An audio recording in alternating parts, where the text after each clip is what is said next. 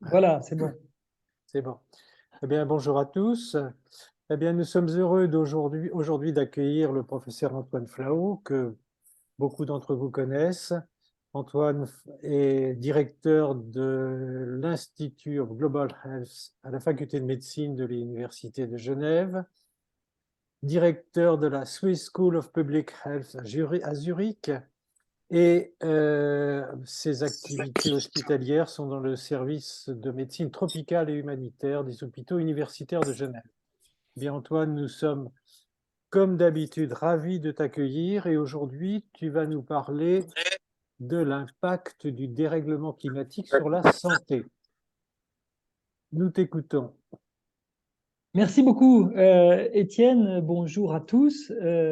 N'hésitez pas à enlever le mute sur votre micro si vous souhaitez parler, prendre la parole et m'interrompre à tout moment, même si je crois que vous m'avez demandé de faire un topo qui permette de toute façon une plage de questions et de réponses.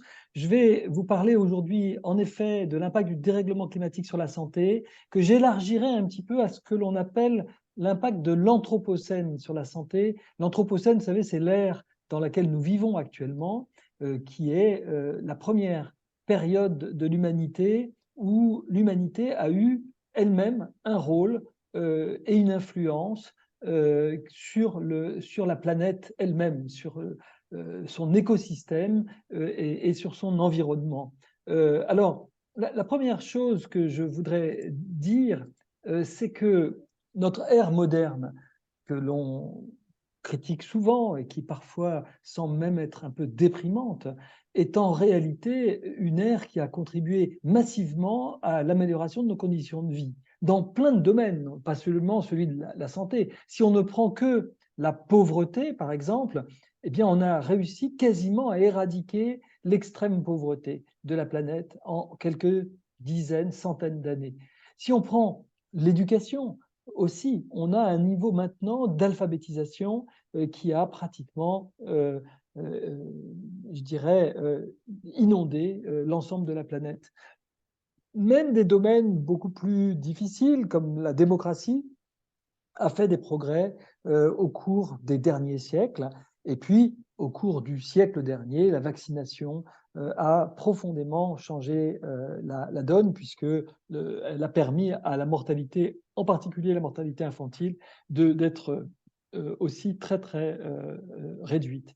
En fait, si on regarde l'espérance de vie, en l'espace d'un siècle, on a connu une espérance de vie qui a plus que doublé partout dans le monde. Il n'y a pas un seul pays de la planète qui a été laissé à l'écart. Alors certes, je ne suis pas en train de dire qu'il n'y a pas d'autres gains à faire en matière et d'efforts à faire en matière de santé. On voit d'ailleurs toujours que le fossé qu'il y a entre l'espérance de vie d'Afrique, qui est à 60 ans aujourd'hui, et celle des Européens, qui est à plus de 80 ans, l'espérance de vie à la naissance, on a encore un fossé qui existait déjà il y a plus de 100 ans, mais qui n'a pas été comblé.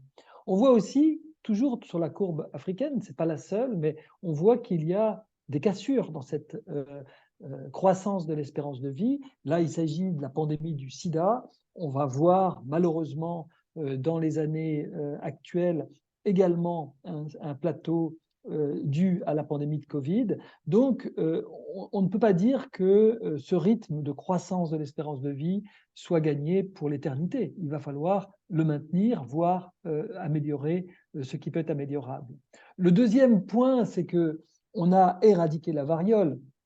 On a tendance parfois à oublier, y compris les, les grands succès de la médecine, mais l'éradication de la variole promulguée ici à Genève en 1980, en fait, était la fin de 300 millions de morts dans le seul XXe siècle, c'est-à-dire plus que toutes les guerres et famines réunies, et on sait à quel point le XXe siècle a été mortifère en matière de conflits.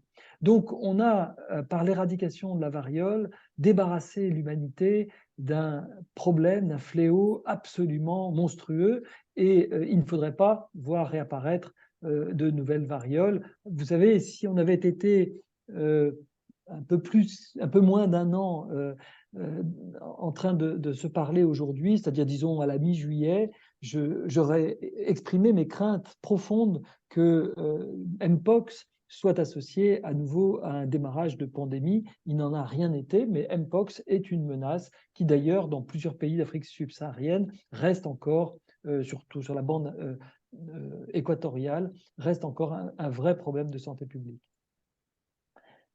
La mortalité infantile, je vous l'avais dit, celle, en tout cas avant l'âge de 5 ans, a été diminuée de façon très importante, très significative depuis les 30 dernières années. Elle a été diminuée par 2, et bien entendu dans tous les pays du monde, et surtout, je dirais même dans les pays les plus pauvres de la planète qui avaient encore une mortalité infantile élevée. Alors, ce n'est pas encore fini, il faut encore faire des progrès, mais on voit que l'hésitation vaccinale est en train de risquer de compromettre les acquis. La pandémie n'a sans doute pas aidé. L'hésitation vaccinale a augmenté avec la pandémie. On voit que, y compris même le pourcentage de Français dans un très récent sondage qui sentent que la vaccination des enfants est importante, a régressé dans presque tous les pays du monde. En France, c'est une chute de plusieurs dizaines de points. Donc on voit que, encore une fois, ces acquis doivent être consolidés, maintenus, et on a besoin de beaucoup de voix pour porter ces messages de prévention qui nous semblaient, il y a quelques années, basiques et qui sont aujourd'hui menacés. La poliomyélite avait fait des progrès et a fait des progrès substantiels depuis 30 ans.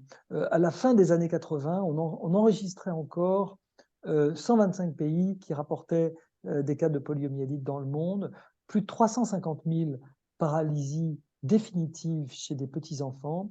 Et en 2017 et même en 2019, on n'a plus que 2 pays qui rapportent des cas de polio dans le monde. C'est l'Afghanistan et le Pakistan, et surtout la frontière talibane et les conflits avec les talibans. Mais on voit aujourd'hui, malheureusement, refleurir un certain nombre d'isolements de cas de polio qui sont tout à fait préoccupants. De la même façon, la pandémie a peut-être freiné les programmes d'éradication qui étaient en route dans différents pays, et notamment dans le continent africain. Et on voit la polio revenir de façon assez préoccupante dans plusieurs pays du monde. Mais aujourd'hui, on va parler de nouveaux défis, puisque ce dont on voudrait parler, c'est justement du problème du dérèglement climatique.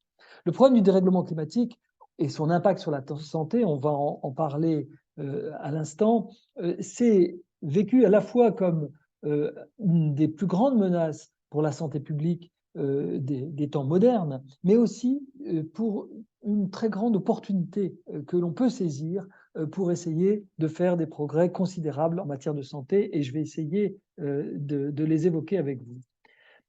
La première chose qu'il faut voir, et cela concerne un certain nombre de régions, mais on va voir, elles ne sont pas toutes équitablement impactées. Certaines régions, notamment d'Afrique subsaharienne, ici la Corne d'Afrique, et sont concernées par le dérèglement climatique à un tel point que ces zones de la planète deviennent particulièrement invivables. Lorsque vous avez un niveau de chaleur et parfois de sécheresse qui est tel sur l'endroit où vous habitez, vous ne pouvez simplement plus travailler dehors, vous ne pouvez plus travailler dans des conditions qui ne seraient pas réfrigérées, et vous ne pouvez plus non plus cultiver, et vous êtes dans des endroits qui sont devenus totalement invivables. L'eau est une denrée extrêmement rare. En fait, je crois qu'on a une vue très déformée de l'eau. L'eau est une denrée qui n'est pas renouvelable, mais qui n'est pas non plus périssable. On ne perd pas d'eau. Quand on dit on gaspille de l'eau, c'est un abus de langage. L'eau potable peut-être est gaspillée, mais l'eau n'est pas gaspillée. La quantité d'eau sur la planète n'a pas varié depuis la création du monde. On ne crée pas d'eau. Hein. Donc, vous avez une quantité fixe d'eau. Et cette quantité est extrêmement faible. Si vous voyez ici, cette image vous montre toute la quantité d'eau. On parle d'eau liquide, c'est-à-dire je ne parle pas ni de l'eau qui est dans l'atmosphère, ni celle qui est piégée par les glaciers ou par les calottes polaires.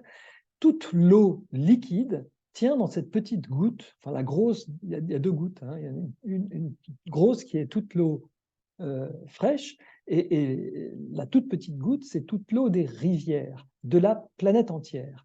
Donc toute l'eau des océans tient dans ce diamètre, dans cette petite goutte par rapport à la taille de la planète. Vous voyez que l'eau est une denrée extrêmement précieuse. Et la sécheresse est accompagnée d'un certain nombre d'impacts et de maladies. Il est très connu que les gastro-entérites, les diarrhées, le choléra accompagnent plutôt les inondations, plutôt les dégorgements des latrines, par exemple, et puis des circuits d'assainissement d'eau. Mais on a constaté, par des revues systématiques qui ont été conduites dans les pays les plus pauvres de la planète, que lorsqu'il y avait des épisodes de canicule et de sécheresse, on avait consécutivement des gastro-entérites chez les enfants de moins de 5 ans qui étaient probablement dus au moindre lavage des mains, à la moindre hygiène possible des proches et des parents. Deuxième impact très connu du dérèglement climatique, c'est l'augmentation des maladies à vecteurs, et en particulier des maladies à vecteurs Aedes. Vous savez, il y a plusieurs vecteurs qui sont concernés par le dérèglement climatique, mais ils le sont de façon très très différente. Lorsque vous avez des épisodes de sécheresse et de chaleur, vous êtes obligé de collecter l'eau de boisson, de mettre sous la case, à l'ombre, et ça fait des gîtes larvaires pour un vecteur en particulier qui est Aedes aegypti ou Aedes albopictus, qui sont les vecteurs de la dengue, mais aussi du chikungunya, du Zika, de la fièvre jaune, et qui pullulent dans ces cas-là, notamment dans les espaces urbains, et qui entraînent ces épidémies que l'on connaît. Et on voit que ce vecteur de la dengue en particulier, mais pas seulement, est en train d'augmenter considérablement lors de ces dernières années avec le dérèglement climatique. Je vous ai parlé de l'Anthropocène parce que tous ces dérèglements climatiques, mais pas seulement cela, la pollution de l'air, les feux, les incendies de forêt, les grandes vagues de sécheresse, les inondations, tout cela a un impact, y compris sur la santé mentale, qui est parfois un impact extrêmement fort, à la fois chez les enfants, qui peuvent devenir orphelins, et qui peuvent aussi perdre leurs repères, perdre leur domicile, mais aussi chez les adultes. La canicule, c'est quelque chose que les pays les plus riches de la planète connaissent aussi. La Chine cet été, l'Europe cet été et en 2003 ont connu des canicules extrêmement sévères. L'Inde, en ce moment même, où on parle, connaît une canicule aussi très, très élevée, très forte. Je reviens de Washington où il faisait 30 degrés à l'ombre, ce qui n'est pas désagréable, hein, mais lorsque cette canicule s'installe, qui fait plus de 20 degrés pendant la nuit, pendant plusieurs jours de suite, même les pays les plus développés voient leurs personnes très âgées souffrir profondément de ces canicules. Et voilà, nombreux décès sont enregistrés, et on commence à s'habituer pratiquement aujourd'hui à voir se répéter ces canicules insupportables dans nos pays. En fait, l'impact du changement climatique sur la planète est très inégalement réparti. Ici, il s'agit des rendements de céréales. Vous voyez qu'un certain nombre de pays vont bénéficier. Je vous ai parlé des 30 degrés à l'ombre en Amérique du Nord au mois d'avril. Cela se répercute pour nos amis canadiens plutôt par des bénéfices en termes de rendement de céréales, avec des bénéfices qui pourraient doubler ou tripler dans les années à venir. On voit ça aussi en Russie, en Sibérie, on voit ça dans le nord, grand nord de l'Europe, y compris même au Royaume-Uni, les Anglais, aujourd'hui, font des vins mousseux qui se rapprochent de plus en plus du champagne. Et on sait qu'ils peuvent espérer avoir des possibilités finalement d'explorer des nouvelles avenues agricoles dans ces endroits du monde. Mais d'autres endroits payent un tribut extrêmement élevé de ces changements et de ces dérèglements climatiques en matière de céréales. Et par exemple, certaines personnes n'hésitent pas à dire que des endroits très concernés par des conflits civils ou militaires aujourd'hui sont des endroits qui souffrent particulièrement pour leur récolte céréalière. Je ne parle pas évidemment d'autres aspects du dérèglement climatique qui peuvent avoir des impacts sur le rendement des céréales et qui peuvent être des impacts venant contrecarrer l'espérance de ces rendements favorisés par le réchauffement climatique. Je pense aux incendies, aux intempéries, je pense aussi aux vagues de sécheresse dont j'ai parlé tout à l'heure, je pense au fait que des insectes invasifs pourraient venir contrecarrer ces bénéfices et aux maladies infectieuses qui y sont associées.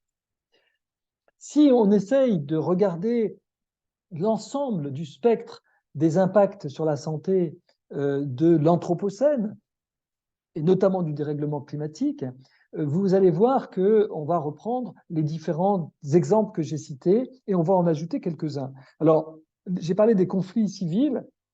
Certaines personnes, des politistes, n'hésitent pas à dire que le conflit en Syrie est arrivé justement dans un des hotspots du dérèglement climatique, c'est-à-dire dans un des endroits où la canicule et les sécheresses, depuis maintenant plusieurs dizaines d'années, ont rendu quasi invivables ces endroits de la planète qui ont donc, d'une manière ou d'une autre, avec après une forme de justification pseudo-religieuse, à générer des conflits pour peut-être simplement trouver d'autres endroits plus vivables où pouvoir survivre. Les intempéries, je les associerais aux événements extrêmes. Les événements extrêmes, vous savez, ce sont les ouragans, ce sont les tsunamis, ce sont les vagues de chaleur aussi. Ils ont des conséquences qui sont beaucoup plus difficiles à gérer que l'augmentation incrémentale de la température par le réchauffement climatique. Si vous avez une température qui augmente et qui fait que les hivers sont un peu plus courts, que la chaleur augmente graduellement de degré en degré, vous pouvez plus ou moins, en tout cas, vous adapter et essayer de lutter contre ces dérèglements. Si en revanche, vous avez des ouragans, des cyclones, des éléments dévastateurs qui viennent, vous n'avez plus la même possibilité de vous adapter. La transmission des vecteurs, j'en ai parlé. La pollution de l'air n'est pas typiquement un produit du dérèglement climatique, mais c'est un produit très associé. C'est un produit de l'Anthropocène. C'est dû, bien sûr, pour la plupart, au fait que nous que nous utilisons des énergies fossiles pour notre transport, pour notre énergie, pour la transformation de l'électricité ou pour beaucoup de domaines, l'aviation également, et qui génèrent de la pollution aux particules fines. Il y a d'autres niveaux de pollution aux particules fines que l'Afrique connaît bien, en particulier les poussières du désert, qui sont tout aussi néfastes pour la santé. Les particules fines sont néfastes pour les maladies respiratoires. Étienne et beaucoup d'entre vous sont des pneumologues qui connaissent très très bien le rôle de la pollution de l'air dans les maladies respiratoires, également d'ailleurs dans les maladies comme le Covid ou la grippe. Eh bien, la lutte contre le dérèglement climatique pourra avoir aussi des effets très positifs sur la lutte contre l'émission des pollutions à particules fines. Et puis, sur les denrées alimentaires, je vous ai parlé des problèmes des céréales, mais ce sont des problèmes qui concernent toutes les denrées alimentaires, y compris le cheptel, et qui peuvent avoir des impacts en termes de malnutrition.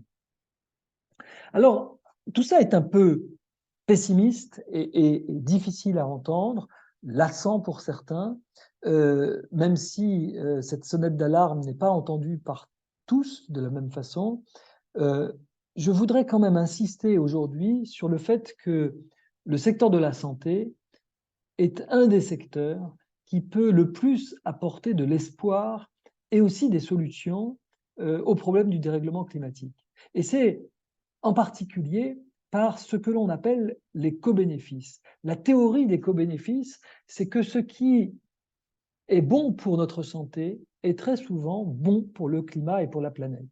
Et nous allons voir, non pas tous les co-bénéfices, mais les plus grands d'entre eux, que nous pouvons, nous, du secteur de la santé, nous les médecins en particulier, promouvoir auprès de nos patients comme des solutions à l'échelle individuelle pour la santé des personnes et à l'échelle de la planète.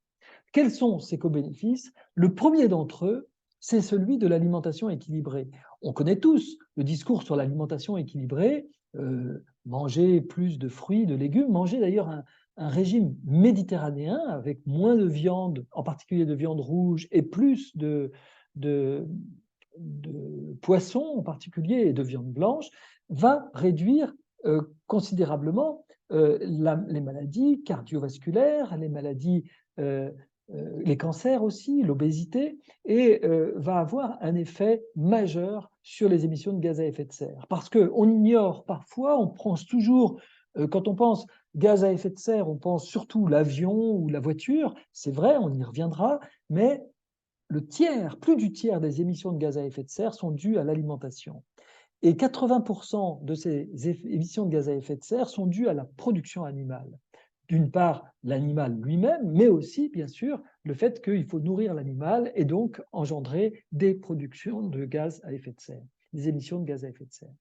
Eh bien, on peut d'une part prévenir 10 millions de morts prématurées directement, c'est-à-dire que quand vous dites à votre patient de manger mieux, il va directement bénéficier de ce conseil. Donc c'est une prévention d'une très grande efficacité directe, mais en plus il va directement lui-même permettre à la planète de mieux se porter et à son environnement direct de mieux se porter. On ne s'agit pas de rendre les gens végétariens. Les Britanniques ont simulé une diminution de 30% de notre consommation de viande rouge, ce qui n'est pas colossal. Je veux dire, ça laisse le droit de continuer à aimer le steak et la côte de bœuf. Vous avez, par une diminution de 30% de votre viande rouge, la possibilité de réduire de près de 40% les émissions de gaz à effet de serre dans le secteur agroalimentaire. Donc vous avez beaucoup de bénéfices à attendre de cela. Le deuxième, c'est celui des mobilités actives. Vous savez, ici, c'est à Genève, on a le tram, le bus, le métro dans certaines villes, les bicyclettes qui se répandent, la marche à pied. Tout cela, à nouveau, un petit peu comme pour l'alimentation, c'est tous les jours que ça se passe. Donc dire à vos patients de plus marcher, de plus utiliser les transports publics, de plus utiliser les moyens doux de mobilité, c'est s'améliorer sa santé cardio-respiratoire, c'est aussi améliorer sa santé mentale et c'est contribuer massivement à l'amélioration du transport, car certes, le secteur aérien prend sa part, mais c'est 12% des émissions de gaz à effet de serre. La majorité, c'est la voiture individuelle et le transport par camion. Donc, si vous pouvez ne plus prendre votre voiture individuelle ou réduire considérablement la prise de sa voiture individuelle dans le quotidien de sa vie, il ne s'agit pas de refuser de partir en vacances avec une voiture ou en week-end, mais si tous les jours on prend davantage les transports publics, et pour ça il faut qu'ils se développent, il faut que les pistes cyclables se développent, eh bien les co-bénéfices sont très clairs et directement pour la santé et pour la planète. Bien sûr, pareil, les Britanniques qui sont assez en avance sur tous ces sujets-là ont chiffré le bilan, pas simplement carbone, mais aussi le bilan qu'on peut appeler bénéfice-risque des mobilités actives. Bien sûr, dans les rues de Londres, prendre sa bicyclette comporte des risques, marcher peut comporter des risques, y compris d'entorses, etc. Donc il y a aussi des effets indésirables, comme pour toute intervention en santé, mais les bénéfices outrepassent très clairement les risques potentiels.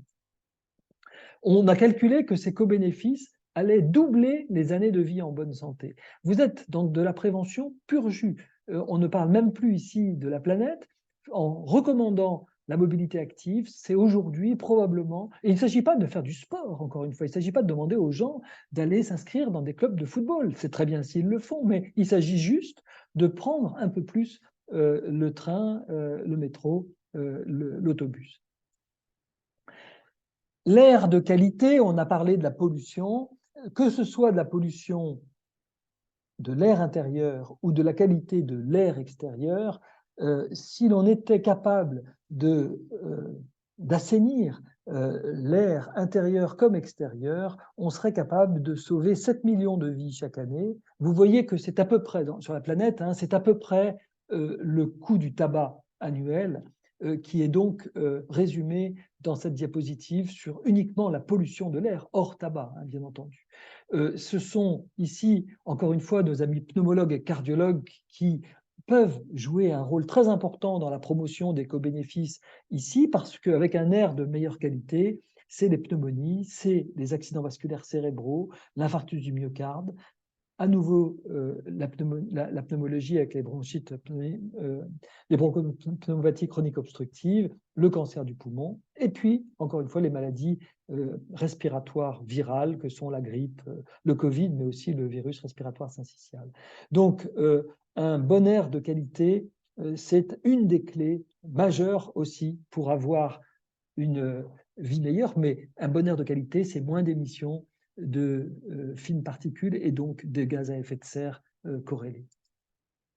En fait, c'est très intéressant de voir que dans ce petit carré d'Afrique, ici du désert algérien, vous avez toute la consommation, toutes les énergies confondues de l'humanité qui pourrait être, qui arrive ici en matière d'énergie solaire. C'est totalement fictif et utopique, bien entendu. Personne n'est capable aujourd'hui de récolter avec un rendement de 100% toute l'énergie solaire dans ce carré du désert algérien. Et quand bien même on serait capable aujourd'hui même d'en récolter une bonne partie, hein, les rendements ont énormément progressé par les capteurs solaires des usines que vous voyez à gauche, là, mais vous ne seriez pas capable de l'acheminer à l'ensemble du monde entier. Donc il ne s'agit pas de dire aux Algériens de nous fournir toute notre électricité, mais vous voyez qu'on peut considérablement avoir recours aux énergies renouvelables pour transformer la planète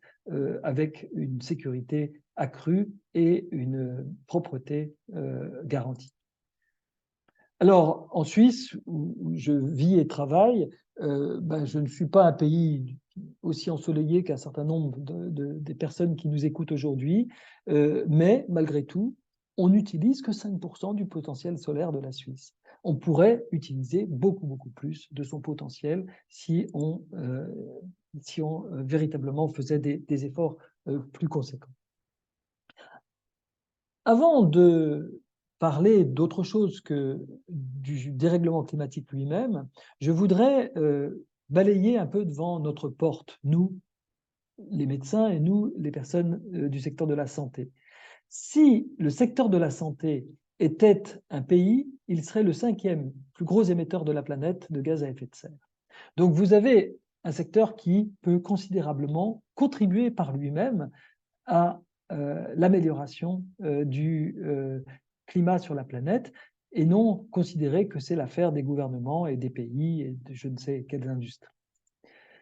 Regardez cette diapositive qui montre l'effort du premier pays à ma connaissance qui a décidé que tout son système de santé publique, tout son système public de santé, pardon, je veux dire les hôpitaux publics britanniques, mais aussi les consultations ambulatoires publiques, seront décarbonés d'ici 2040. L'objectif est qu'en 2050, ils soient en bilan zéro carbone, et pour cela, le NHS britannique s'engage sur les différents secteurs, que ce soit l'acheminement des médicaments, que ce soit les équipements médicaux, que ce soit toutes les chaînes d'approvisionnement, mais aussi l'arrivée, le déplacement des patients et des professionnels, mais aussi le chauffage, les modes d'énergie, etc., le NHS a décidé de façon très systématique, pour ses soins aigus, pour sa santé mentale, pour les soins de santé mentale, pour les soins de santé communautaire, pour les soins de premier recours, d'investir massivement pour que l'empreinte carbone du système de santé britannique soit zéro. Moi, ce que je dis à mes amis genevois, c'est que j'aimerais que les hôpitaux universitaires de Genève soient aussi dans une dynamique où l'on stoppe les émissions de gaz à effet de serre de notre secteur de la santé. Le rôle du secteur de la santé, vous le voyez, il est double. Il est à la fois dans l'atténuation, c'est-à-dire qu'il peut jouer un rôle pour diminuer considérablement son empreinte carbone et l'empreinte carbone des patients auxquels il s'adresse, c'est l'éco-bénéfice dont nous avons parlé à l'instant, et aussi dans une adaptation. Le secteur de la santé va être de plus en plus sollicité pour gérer les impacts de l'environnement, que ce soit impact direct, sécheresse, inondation, canicule, orage, incendie, que ce soit les impacts indirects, la pollution de l'air, on en a parlé, la qualité de l'eau, la baisse de la productivité agricole, les dégâts généraux sur l'écosystème, ou des effets même sur la société, qui sont aussi des effets indirects, que sont les migrations, les conflits dont on a parlé, la pauvreté. Certains ont dit que le conflit en Ukraine n'est pas complètement indépendant du dérèglement climatique, que ce soit aussi les impacts sur les hôpitaux et leur taille et leur capacité à avoir l'agilité de s'adapter à ces problèmes. Si je voulais résumer les messages que nous, médecins, nous pourrions conserver, apprendre aussi à nos jeunes médecins, je dirais que ça se compose de 6 grands messages. Le premier, peut-être ce qu'on fait aujourd'hui ici, se former et s'informer sur les enjeux, les discuter ensemble. Le deuxième, parce que nous sommes du secteur de la santé, parce que nous sommes médecins, c'est de répondre aux urgences. Répondre aux problèmes de canicule, répondre aux problèmes de pandémie, de traumatisme, etc. Le troisième, parce que nous pouvons faire quelque chose bien au-delà du secteur de la santé, c'est d'expliquer aux patients l'éco-bénéfice, la théorie d'éco-bénéfice, à quel point ils peuvent être bénéficiaires pour leur propre santé. C'est quand même beaucoup plus motivant, mobilisant, que de parler simplement de l'ours sur la banquise ou de la perte de la biodiversité dans l'Amazonie, qui sont des problèmes certes importants, mais qui concernent un tout petit peu moins nos patients. Le quatrième, c'est de montrer l'exemple. J'ai l'exemple d'un des auteurs de ce papier, qui est Andy Hens, l'ancien directeur de l'école de santé publique, la London School of Hygiene and Tropical Medicine à Londres, qui va dans toutes les conférences d'Europe continentale en prenant le train, qui prend vraiment au maximum les transports publics et qui a une alimentation extrêmement décarbonée. Le cinquième, c'est de monter sur l'estrade et de communiquer. Il faut que nous soyons des vecteurs du plaidoyer pour le climat, pour l'empreinte zéro carbone de nos systèmes de santé, pour l'éco-bénéfice. Et puis enfin, il faut anticiper les catastrophes naturelles. Il y a beaucoup de médecins qui s'intéressent aujourd'hui à essayer de mieux préparer les prochaines pandémies. Il y a des gens qui ont bien préparé les canicules. Aujourd'hui, elles ne font plus ces dégâts aussi importants qu'elles ont fait en 2003 parce qu'on apprend, on tire des leçons de ce qui s'est passé. Malheureusement, tout le monde ne prend pas le sujet au sérieux et vous avez encore des annonces de jeux d'hiver qui vont avoir lieu en Arabie Saoudite, de choses complètement inacceptables et qui finalement montrent que tout le monde n'est pas encore complètement convaincu de la gravité de la situation. Je voudrais rapidement parler d'un certain nombre d'autres éléments. Je vais vous parler très vite de la démographie parce que c'est un énorme sujet. On est passé de 2 milliards à 8 milliards aujourd'hui d'habitants. Elle est en grande partie responsable finalement du dérèglement climatique parce qu'il faut bien vivre, il faut bien se nourrir, il faut bien se déplacer et qu'on est tout à fait dans cette logique. Également, le fait que la recherche de l'efficience, c'est-à-dire d'une longévité accrue, passe par des budgets plus importants accordés aux dépenses de santé, avec quelque part des outliers, des pays qui sont un peu en dehors, comme les États-Unis qui investissent le plus de dépenses de santé par habitant de la planète et qui ont une performance qui est finalement inférieure à celle du Chili ou inférieure, proche de celle des Bahamas qui investissent finalement beaucoup moins que les États-Unis. En pleine réforme des retraites françaises, cette diapositive montre, mais elle date d'il y a 20 ans, hein, l'ONU avait dit au Japon, si vous voulez maintenir votre ratio de dépendance, c'est-à-dire autant d'actifs que d'inactifs que vous avez en l'an 2000, vous allez avoir d'ici 2050 à accueillir 50 millions d'immigrés ou bien à retarder l'âge de la retraite à 77 ans pour maintenir votre ratio de dépendance. Et en fait, les Japonais, eux, se dirigent vers les 77 ans parce qu'ils n'ont pas de culture de l'immigration comme nous avons à Genève. 45% de la population est étrangère. En France, c'est entre 25 et 30. Il y a donc des solutions pour maintenir le ratio de dépendance qui n'est pas que le retard de l'âge à la retraite, mais c'est une des solutions. Vous savez qu'on parle beaucoup de One Health en anglais, une seule santé, la santé planétaire.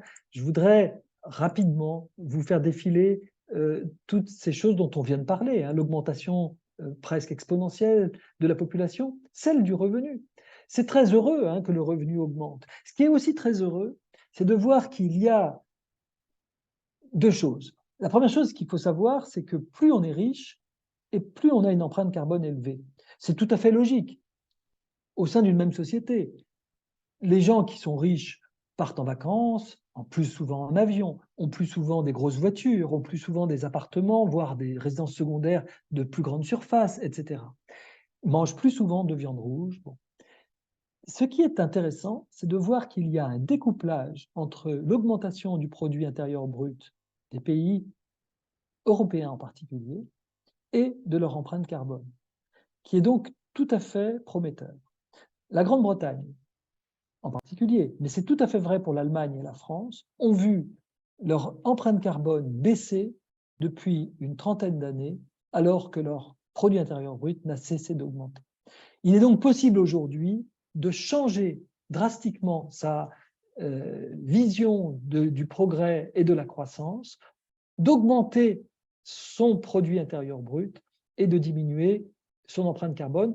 J'entends l'empreinte carbone incluant bien sûr celle que nous exportons, parce que parfois nous exportons notre industrie, et donc elle tient compte de tout cela.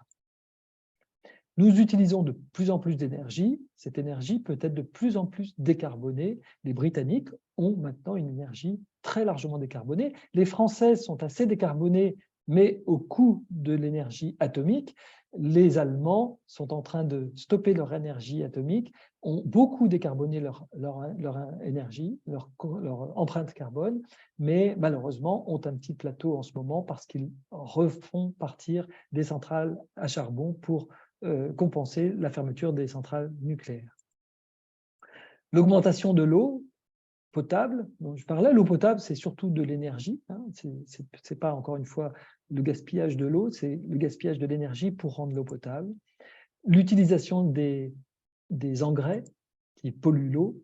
Le déplacement, la mobilité qui augmente, bien sûr, l'empreinte. Et puis, tout ce qui va avec, l'augmentation du CO2 dans l'atmosphère, l'acidification des océans, qui est notre grande source de nutrition, la perte de la biodiversité, la dégradation de la qualité de l'air et la température. Donc vous voyez que le dérèglement climatique, si on parlait, d'ailleurs j'aime bien le titre que m'a proposé Étienne, parce que c'est le dérèglement climatique qu'il a proposé, et pas le réchauffement climatique. Le réchauffement climatique est une des choses, c'est une des composantes, mais c'est qu'une des composantes de tout ce dérèglement climatique de l'Anthropocène. Voilà, je voudrais faire quelques diapositives pour montrer des problèmes qui sont liés au dérèglement climatique. Les migrations, j'en ai parlé, il faut absolument penser aux camps de réfugiés, c'est tous les désastres et la médecine des catastrophes. Ici, c'est des tremblements de terre. Ce n'est pas lié en effet au dérèglement climatique immédiatement, mais on sent tout à fait que les problèmes sont conjoints. Le problème de la désinformation, je voudrais y passer quelques minutes. Il est lié parce que les premiers désinformateurs ont été ceux qui ont voulu être ce qu'on peut appeler les négationnistes du dérèglement climatique. Mais dans le Covid, on l'a bien connu. Regardez, cette diapositive, elle est intéressante. Je suis désolé parce qu'elle va être partisane. En général, les scientifiques essayent d'être bipartisans ou transpartisans, on dirait plutôt, en Europe ou en Afrique. Mais ici, vous avez le fait que depuis les années 2000, c'est donc pas uniquement Trump, hein, c'est les années 2000, on voit que les républicains, la droite américaine, autrement dit, a de moins en moins confiance dans la science, c'est la courbe de gauche, alors que les démocrates ont de plus en plus confiance dans la communauté scientifique. Et ça se traduit comment? Eh bien, regardez-le, c'est un bilan absolument dramatique que l'on voit sur la partie de droite de cette figure. On voit qu'avant la pandémie, il n'y a pas de surmortalité entre démocrates et républicains. Chacun peut penser ce qu'il veut, c'est son droit. Mais à partir du moment où il ne croit plus en la science, on voit que deux choses. D'une part, au début de la pandémie, avant le vaccin, ce sont les démocrates, parce que parmi les démocrates, on sait très bien qu'il y a plus de Noirs américains, plus de personnes qu'on appelle métiers essentiels, qui se retrouvent très exposés au Covid et qui en meurent. On ne peut pas faire grand-chose, on n'a pas de vaccin. La seule chose qu'on peut faire, c'est confiner les gens, mais on a besoin de gens pour nous faire tourner la société, et ce sont souvent des gens plus pauvres et plus vulnérables. Mais à partir du moment où le vaccin arrive, les gens plus pauvres se vaccinent, croient dans la science. Les gens républicains sont plus souvent sujets à des formes graves de Covid car ils sont moins souvent vaccinés. Et vous avez une augmentation quasi exponentielle de la mortalité, de l'excès de mortalité des républicains sur les démocrates au moment de toute cette partie où nous avons du vaccin pour le Covid. Vous voyez ce mouvement très prononcé aux États-Unis, à gauche.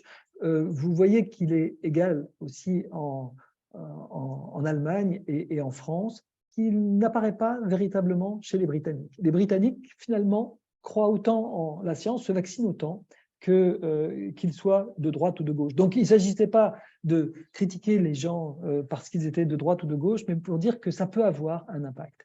À droite, vous avez un sorryantivaxxer.com, c'est un site d'antivax repentis qui se sont aperçus que leur théorie était fumeuse et qui font amende honorable parce qu'un certain nombre de leurs proches sont décédés du Covid. Vous avez ici un papier très intéressant, le Kill Working Paper, qui montre que les campagnes d'information publique, donc le fait de monter sur l'estrade et de parler au public, a été le premier des moteurs de la bonne réponse contre le Covid. Avant même les fermetures d'écoles, le contact tracing, le contrôle sanitaire aux frontières, etc. Donc vous voyez que c'est extrêmement important et je voulais vraiment parler de cela, y compris quand on parle de dérèglement climatique. Montez sur l'estrade, dites ce qu'il faut faire, ce sera un des déterminants majeurs de la lutte contre le changement climatique aussi. Je voudrais parler de l'inégalité et de l'inéquité pour revenir au changement climatique. J'aime beaucoup cette diapositive parce qu'elle montre que l'égalité, c'est de dire on vous apporte tous la même chose. C'est très bien, mais il n'a pas besoin, le grand qui peut déjà voir le match, il n'a pas besoin, lui, d'avoir une caisse et de monter dessus. Ceux qui en ont besoin, c'est le tout petit, le plus vulnérable, et puis peut-être le petit aussi. Donc il faut penser plus en termes d'équité qu'en termes d'égalité. Le changement climatique, mais c'est un scandale. Parce que quoi? L'émission des gaz à effet de serre, ce sont les pays riches de la planète qui les émettent. Ici, vous avez la distribution de l'émission de gaz à effet de serre si on faisait en proportion de la géographie. Et vous avez ici, dans la proportion géographique, les impacts du dérèglement climatique sur la santé il y a 20 ans. Ça ne s'est absolument pas amélioré. On a une mortalité par malnutrition, par diarrhée, par paludisme, par inondation, tout ce dont je viens de parler, qui est massivement aux dépens des pays les plus pauvres de la planète, qui n'émettent très peu de gaz à effet de serre. Un jour, j'ai fait un cours à Kinshasa, il n'y a pas très longtemps, et un des médecins qui était dans la salle m'a demandé si comment il fallait faire. Il soignait le Covid avec des médicaments qui venaient d'assez loin, qui avaient une empreinte carbone assez forte. Et il trouvait que peut-être il pourrait faire mieux, et il me demandait mon sentiment, et je lui dis, mais arrêtons, ce n'est pas à Kinshasa que vous devez vous culpabiliser d'avoir une chaîne de médicaments qui a une empreinte carbone. Vous avez une empreinte carbone exemplaire dans votre pays. C'est bien sûr, hein, de s'en préoccuper, mais je pense que la première des préoccupations qu'on doit avoir à Kinshasa, c'est d'avoir des médicaments de bonne qualité et d'exiger de pouvoir bénéficier de tous les médicaments qui sont dans la liste essentielle de l'OMS, accessibles à tous ceux qui peuvent en profiter. Et donc, je pense qu'il ne faut pas culpabiliser les pays pauvres de la planète de leur empreinte carbone aujourd'hui. Aujourd'hui, l'empreinte carbone, elle est émise par les pays riches. Si vous voyez ici, cette inégalité, elle est chiffrée, hein. Vous avez le top 10% à droite, au milieu, les 40% du milieu, et puis à gauche, le bottom, 50%. Les 50% pays les plus pauvres, ce n'est pas les 4 pays les plus pauvres de la planète dont je parle. Les 50% des pays les plus pauvres sont ceux qui émettent 12% des émissions de gaz à effet de serre, qui n'ont que 2% pour se financer les conséquences et les impacts dont nous venons de parler, et qui ont 75% des pertes dues au changement climatique. Donc, vous avez une inversion totale. Le top 10%, dont la Suisse, la France, l'Allemagne font partie, ont 76% de capacité de finance de tous ces problèmes-là. Ils n'ont donc aucun problème pour financer les impacts du dérèglement climatique. Ils ont 3% des conséquences à souffrir, et ils sont pour 50% les plus gros émetteurs de gaz à effet de serre. Ils se partagent un peu avec les pays à moyen niveau de revenu, on va dire le middle 40, qui est, lui, un assez gros émetteur, mais qui a peu de capacité de financement et quand même un fardeau assez lourd. Voilà, je finirai par l'intelligence artificielle pour vous montrer, peut-être pas ChatGPT, mais 3 éléments qui me paraissent très intéressants. La santé digitale, elle est en action, et elle est en action en Afrique. Les satellites, ils servent l'Afrique. Aujourd'hui, la Corne d'Afrique utilise ces données. Quand vous avez ces cartes produites par la NASA qui montrent des zones vertes, qui veut dire plus humide que d'habitude, c'est la couverture d'anomalies végétales, c'est les anomalies de la couverture végétale que je vous montre ici. Quand vous avez des zones plus vertes, donc plus humides, des inondations clairement, hein, en Corne d'Afrique, vous savez que vous allez avoir des épidémies de fièvre de la vallée du Rift, de choléra, de paludisme. Si vous avez une aide au développement à apporter, une lutte antivectorielle, une vaccination contre la fièvre de la vallée du Rift, c'est à ce moment-là qu'il faut l'apporter. La deuxième chose, vous savez, quand il y a eu l'épidémie d'Ebola en Afrique de l'Ouest, MSF est arrivé sur le terrain. Eh bien, il n'y avait pas de carte d'état-major, il n'y avait pas de carte de recensement. Alors, les opérateurs de télécom ont donné leur carte de télécom. Voilà où il y a du téléphone portable en Afrique. Et c'est là où MSF a installé ses centres de santé. Donc ça, c'est une bonne façon de guider l'intervention. Puis la troisième, je l'aime beaucoup, c'est au Rwanda, c'est Deepline, la compagnie qui fait des drones, hein, non pas des drones militaires, mais vraiment des drones civils pour acheminer des produits de santé en respectant la chaîne de froid. Le Rwanda, c'est un pays un peu comme la Suisse, pas très grand, donc le drone va n'importe quel bout du pays. Quand il arrive 2 minutes du centre de santé qui lui a demandé des produits du sang ou des vaccins, il envoie un petit SMS en disant « Je vais parachuter, dans 2 minutes, mon paquet ». Et l'officier de santé peut sortir, récupérer le paquet et avoir les meilleurs produits possibles parce qu'ils sont fabriqués à Kigali dans un seul centre où on fait des produits de sanguin qui ont toutes les qualités des meilleurs produits de santé internationaux. Et donc, vous avez la possibilité aussi d'acheminer des vaccins de cette façon-là. C'est très peu cher, c'est éco-friendly parce que les drones sont à puissance électrique, ne polluent pas et ils sont rechargés quand ils reviennent sur leur base par panneaux solaires. Le Rwanda n'a pas perdu un seul drone l'année dernière, a acheminé plus de 6000 produits sanguins et aujourd'hui le Ghana veut la même chose et l'Inde aussi. J'ai terminé pour parler des droits de l'homme, droits des femmes, droits des enfants. Nous sommes dans une discipline, la santé publique en particulier, qui parfois porte atteinte aux droits élémentaires. par les lockdowns, hein, les confinements, par les fermetures d'écoles, etc. Donc, on doit être très conscient que respecter les droits de l'homme est très important. J'aime assez bien, je vais grossir, voilà, la phrase de Richard Horton qui nous dit cette santé publique de précision qui utilise la puissance des données, de l'intelligence artificielle, va améliorer la justice sociale, l'équité, va favoriser l'inclusion sociale, va favoriser ce qu'on appelle l'empowerment, je ne sais pas très bien le traduire, la mise en capacité. On ne doit pas la craindre, on doit l'embrasser. Et ma dernière diapositive, c'est pour vous dire que bien avant, j'aime beaucoup, c'est un papier qu'on avait produit dans le Lancet avec la communauté francophone avant les accords de Paris. Et on avait dit à l'époque, la santé peut aider à sauver les négociations sur le changement climatique. Et je crois toujours aujourd'hui, ce sont mes deux messages de conclusion. Le deuxième, c'est ce message britannique qui est en 2030, zéro carbone. Donc les Britanniques veulent que leurs hôpitaux soient déjà en 2030 à zéro carbone. Ils vont viser zéro carbone pour l'ensemble de leur système de santé en 2040 ou 2050. Je ne sais pas s'ils tiendront la distance et le timing, mais qu'est-ce que c'est bien d'avoir ce type d'objectif et d'ambition pour la planète et pour la santé de la population. Merci de votre attention. Je vais arrêter le partage. Merci beaucoup.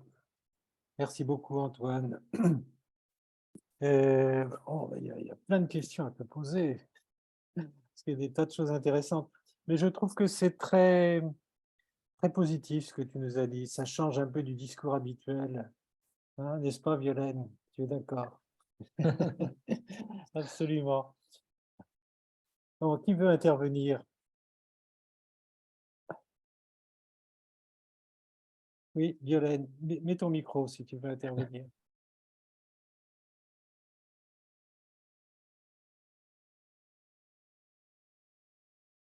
On l'entend pas. On vous entend pas, Violaine. Non, on t'entend pas. Alors, je me suis dit que puisque Oui, j'applaudis depuis plusieurs minutes, il serait bien que je mette en mots ces actes de Oui. support et de contentement.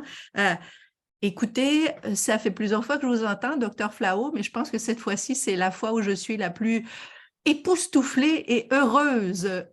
J'aimerais entendre tellement savoir, tellement souvent de tels discours. Ce que j'ai le plus aimé, bien sûr, c'est les co-bénéfices, hein, bien sûr. Et je pense que ce type de co-bénéfice que vous présentez en santé, c'est quelque chose qui est en train de se généraliser dans à peu près tous les univers du savoir. Et c'est extraordinaire et moi, je le fais de la même façon en parlant du co-bénéfice du respect des droits de la femme. En général, on est tous gagnants, en général, et y compris, ça a un impact sur la santé familiale très, très fort.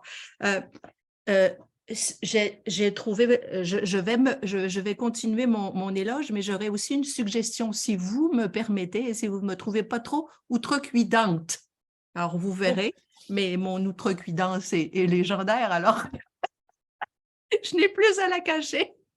Bon, d'une part, ce que je trouve absolument fabuleux, c'est d'enfin voir tous ces liens qui doivent être faits pour une promotion digne de la santé, digne de ce nom, à quel point, d'une part, les politiques climatiques, économiques, industrielles, tout ça a un impact sur la santé, mais ce qui était génial aussi, c'est de montrer en quoi le secteur de la santé lui-même a un impact énorme, ne serait-ce que à travers vous, les acteurs de la santé, les médecins, qui est à ce point influents sur toutes les sphères de la société. Alors, si en même temps, vous devenez des acteurs de promotion du soutien du climat, de la protection du climat, c'est tout bénéfice, mais c'est extraordinaire.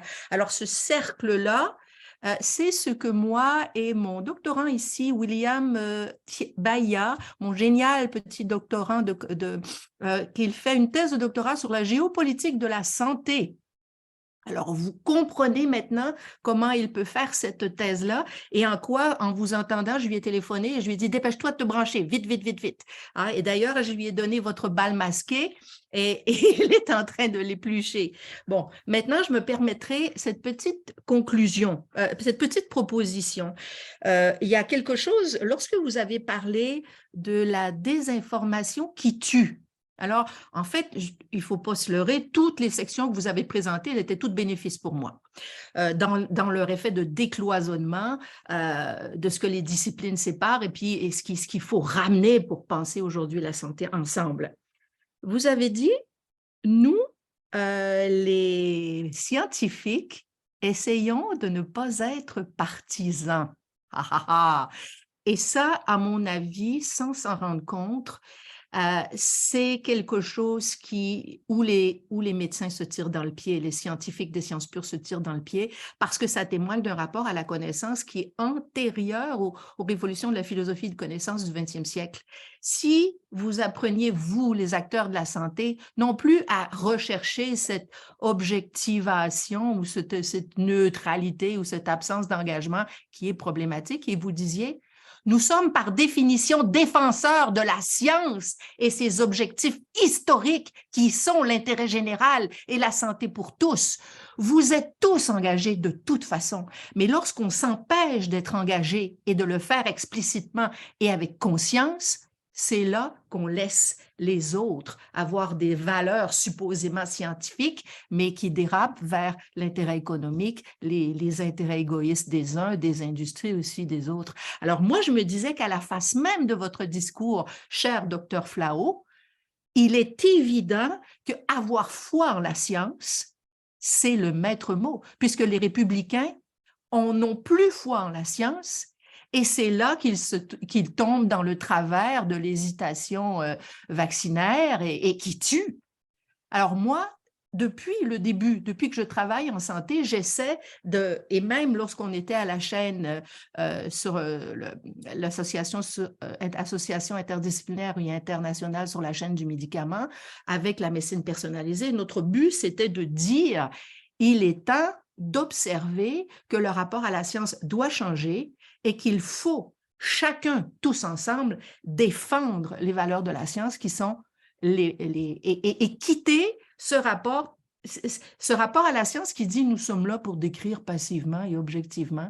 Et partout en sciences humaines et sociales, toutes les critiques des sciences humaines et sociales contre la biomédecine disent c'est là que le bas blesse. C'est là que le bas blesse parce que quand on se croit décrire, on fait des choix inconscients et c'est là qu'on décide dans le sens des rapports de force. Ça, c'est la sociologue de la discrétion qui parle.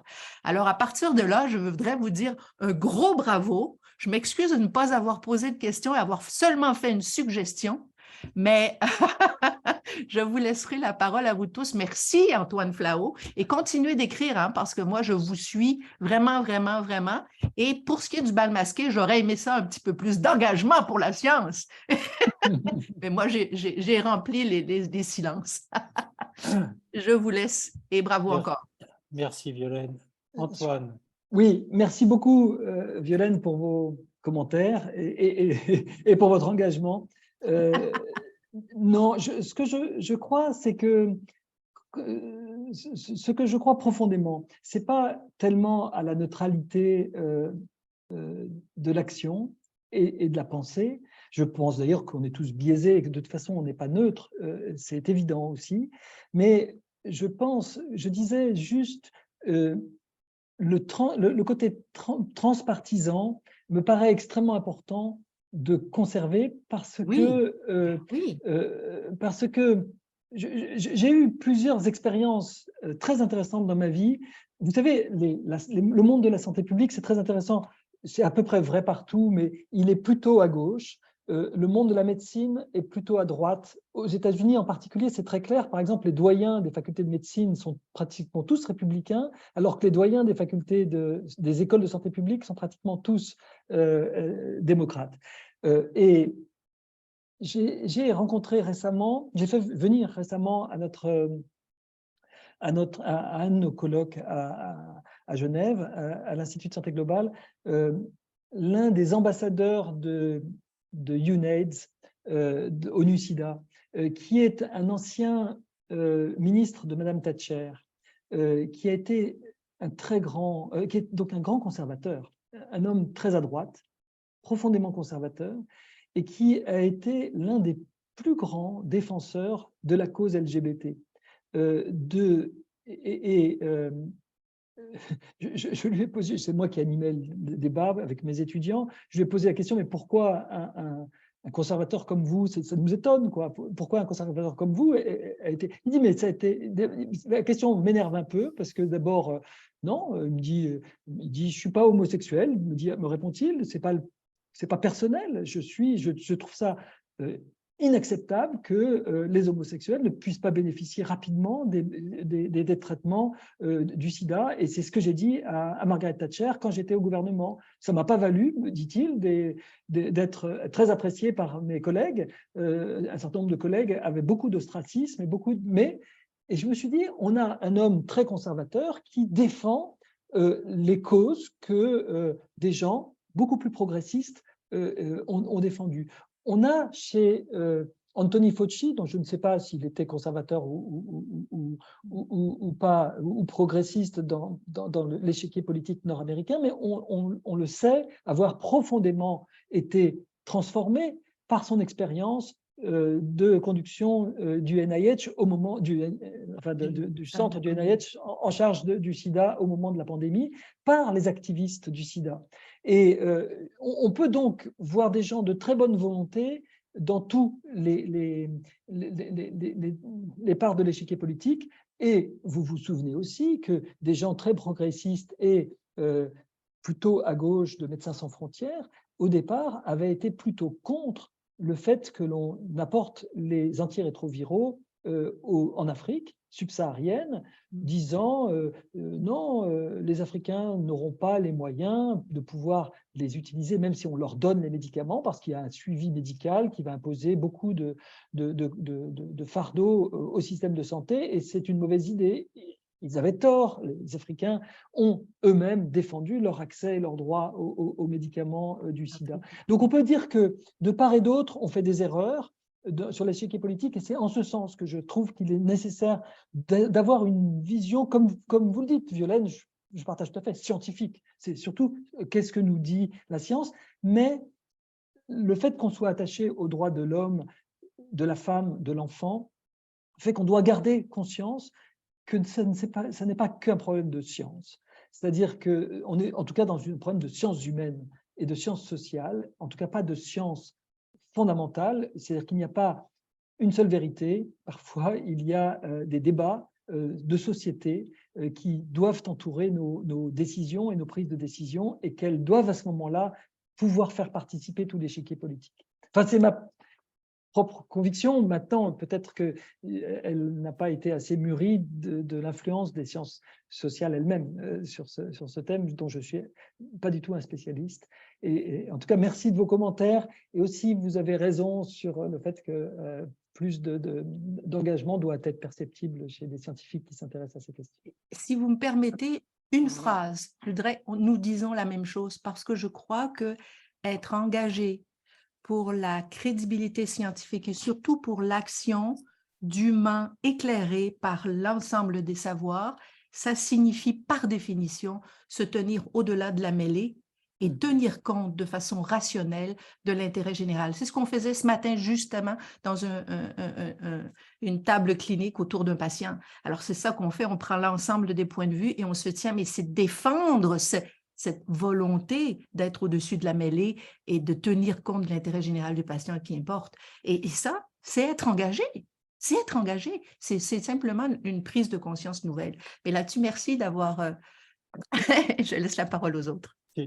Si je puis me permettre, en rajoutant une phrase, au-dessus de la mêlée et au-dessus des idéologies aussi, qui ne font pas partie du domaine de la science, comme chacun sait, et au nom de quoi on peut dire des choses… Oui, mais Étienne, au-dessus de la mêlée, ça fait partie de la philo. Et moi, je parle au-dessus des connaissances. La philo, de toutes les connaissances. Nous sommes d'accord, je crois. Peut-être que c'est le mot science qui donne qui est réducteur. Ouais. Louis-Philippe, tu as levé la main. Oui, merci. Merci pour cette formidable présentation. C'est extrêmement intéressant. Parfois, on a tendance à être un peu déprimé et défaitiste face à tout ce qui se produit, maintenant au niveau de l'environnement particulièrement. Mais il y a plusieurs éléments qui nous donnent espoir et je pense qu'il faut continuer à être très motivé à faire des interventions individuelles ou encore de population pour donner les informations justes aux gens, aux patients ou à la population générale, étant donné qu'il y a tellement de désinformation ces temps-ci. Je crois qu'on a un rôle très important d'améliorer la littératie médicale et scientifique de notre population et malheureusement, ça a été négligé, j'ai l'impression. Il faut être un peu plus, comment dire, proactif pour essayer d'intervenir. Il y a plusieurs collègues qui sont très forts de ce côté, mais je pense qu'il faudrait que ce soit plus généralisé. Merci pour votre intervention qui disait donc que l'éducation et toute intervention devrait être faite pour essayer d'améliorer justement les connaissances des patients et de la population envers les facteurs qui jouent sur l'environnement. Et au niveau de la santé respiratoire, j'ai une petite question pour vous. En fait, bien sûr, on est très préoccupé parce que tout ce qui touche la qualité de l'air, soit intérieur ou extérieur, vous avez fait des démonstrations de problèmes vraiment majeurs et comment ça augmente dans tous les pays du monde. Il y a aussi un débat actuellement sur le rôle des gaz propulseurs, des inhalateurs pour les médicaments respiratoires, à savoir est-ce que ça contribue de façon significative à l'effet de serre. Et certaines campagnes peut-être qui ont certains buts commerciaux à l'occasion, mais qui favorisent l'utilisation de certains types d'inhalateurs pour maladies respiratoires comparativement à d'autres. Alors, avez-vous une opinion sur justement la contribution de ces médicaments justement aux problèmes d'effet de serre? Malheureusement, non. J'ai pas de compétences sur le sujet. Et je pense qu'en revanche, suivre de très près les travaux du NHS, qui s'intéresse à tous les segments de la chaîne de santé, sur ce thème-là, serait quelque chose de possible. Je connais très bien la personne qui s'occupe de cela au NHS, c'est Nick Watts, qui était celui qui nous avait… J'ai participé à ce qu'on appelle le Lancet Countdown. Vous savez, le Lancet Countdown, c'est ce compte à rebours que le Lancet a mis en place chaque année.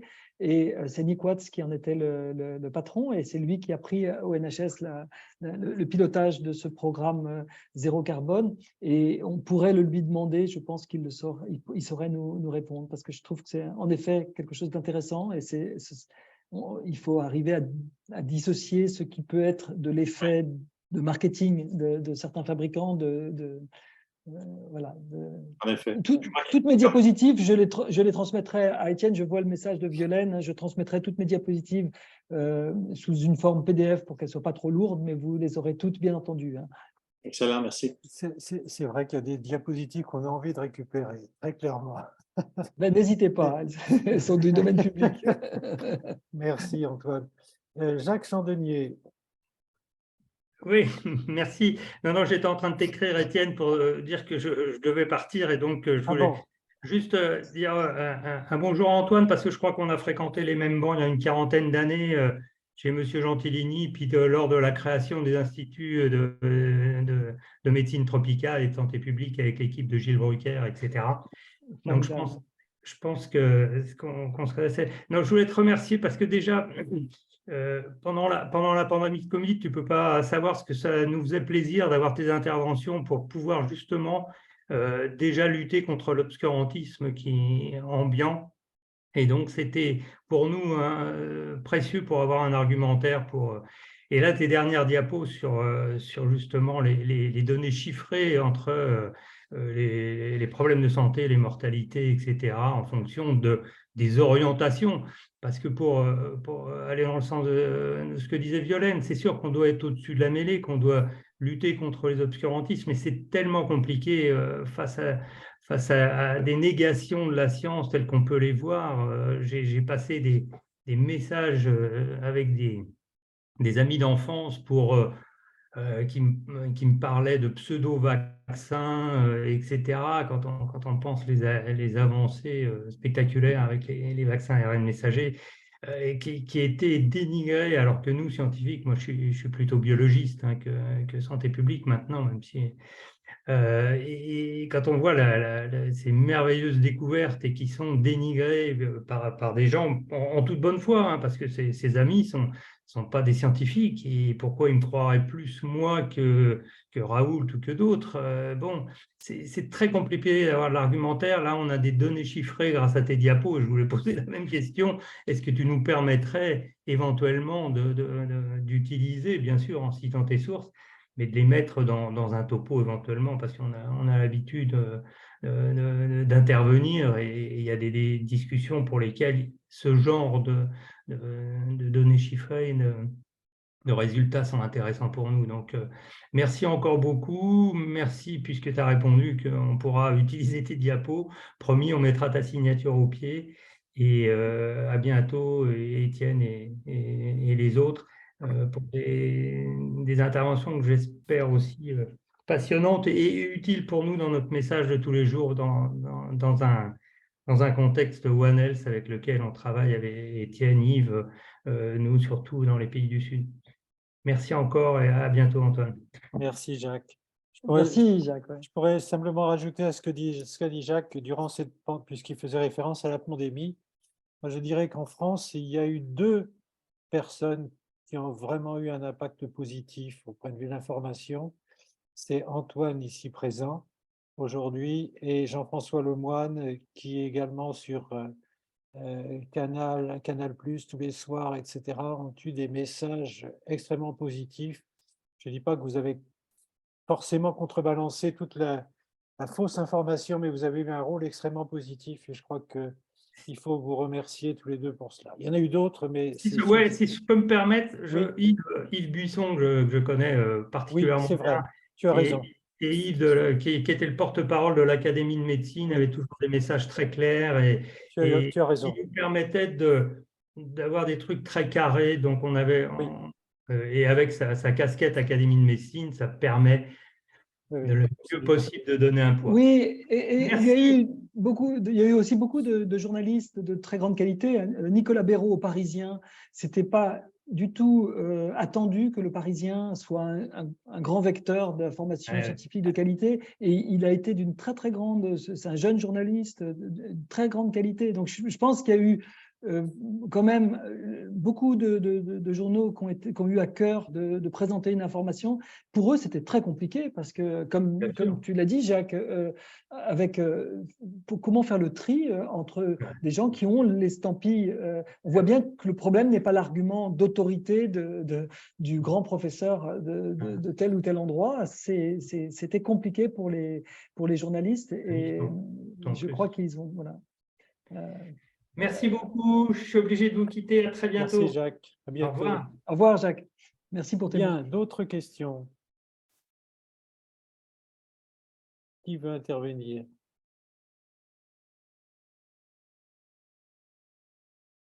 Est-ce que je peux, puisqu'on attend, dans l'attente de quelqu'un d'autre, j'aimerais prendre qu'on observe ensemble qu'à l'intérieur, même lorsqu'on défend la science, qu'on défend ses idéaux au-dessus de la mêlée de décisions et de jugements critiques, distanciés, ça suppose aussi de se distancier soi-même des velléités claniques constantes.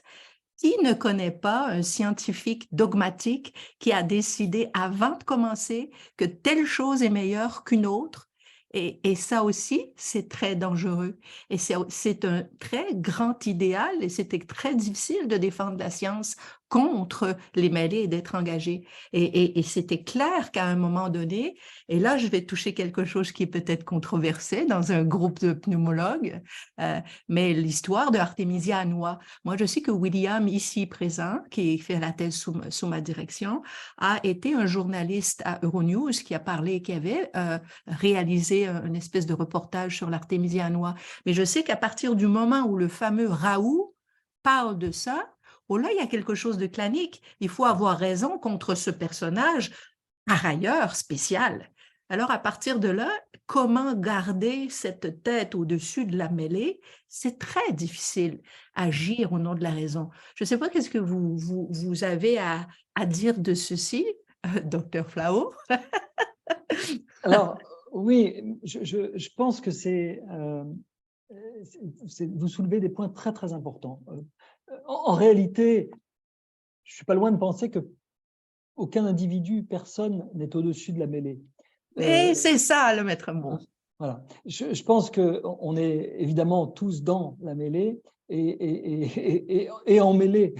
Mais on peut avoir un peu l'idéal de s'élever un peu plus au-dessus. Alors oui, ce que je crois surtout, pour vous dire, j'aime assez bien, j'ai oublié le nom de cette chercheuse qui a dit, un peu presque en paraphrasant Churchill sur la démocratie, elle a dit sur le consensus. Elle dit le consensus scientifique est la moins mauvaise des façons d'approcher la vérité. Et je pense que l'expertise, elle est collective. L'expertise, elle est la force de l'expertise qui a été démontrée pendant cette pandémie, par exemple, ça a été l'expertise collective des conseils scientifiques, des groupes sages ou autres task force, etc., qui ont toujours réussi, je trouve, pour ma part, à avoir des recommandations qui étaient partagées entre eux. Ils avaient certainement des pressions politiques élevées, etc. Mais c'était pas. Bien sûr, on a un Jean-François Delfrécy en France, un Anthony Fauci, mais c'est pas une seule personne. Ils ont un groupe autour d'eux et qui confrontent les opinions. Et par exemple, j'étais toujours extrêmement rassuré de savoir que l'expertise collective de la FDA ou bien de l'EMA pour les médicaments ou pour les vaccins avançait dans un consensus qui nous permettait d'avoir des recommandations sur lesquelles nous, experts individuels, on pouvait se reposer. Ce n'était pas l'opinion d'Antoine Flahault, c'était l'expertise collective de l'IME. Ça a beaucoup plus de puissance et de force. On n'a pas à questionner les conflits d'intérêts, et ça peut arriver, il peut y avoir des mauvaises... il y a des gens qui me disent, oui, mais alors Newton... Raoult dit un peu ça. Newton avait raison, pas Newton, Copernic avait raison contre tout le monde. À l'époque, le consensus, c'est nul. Le consensus, c'est pas de la science. La science, c'est pas de la démocratie. On peut avoir raison contre tout le monde. Non, peut-être que, bien sûr, Copernic avait raison contre le consensus. Le consensus n'est pas un dogme absolu. Le consensus, c'est la moins mauvaise aujourd'hui des approches de la vérité. Mais c'est pas l'approche de la vérité. Donc, on a la possibilité de se dire le consensus va évoluer, le consensus... Bon. Autre chose qui rejoint ce que vous dites, je pense, Violaine, et en tout cas, pour ma part, je rejoins complètement ce que vous dites à ce sujet, c'est que le consensus doit émaner d'une forme de représentativité de la population, en fait, qui n'est pas exempte de biais. Je m'explique. Il ne suffit pas qu'il y ait un consensus pour qu'on ait la meilleure approche possible de la vérité. Il faut en plus que le groupe qui forme ce consensus soit suffisamment divers pour que les biais potentiels que vous soulignez soient un petit peu contrebalancés. Quand vous voyez que les 12 premiers experts autour de Donald Trump étaient dans son comité scientifique, étaient 12 hommes de plus de 50 ans de couleur blanche de peau, vous pouvez vous dire qu'il va y avoir des biais. Moi, je me souviens que j'étais dans un groupe, un moment où on était tous un petit peu des hommes blancs de plus de 50 ans, et dans la task force scientifique suisse, et ça a été très vite corrigé, après on est devenu 75 personnes, on était beaucoup plus nombreux et beaucoup plus divers. Mais au tout début, et je suis revenu dans mon service, et c'était aux hôpitaux universitaires de Genève, et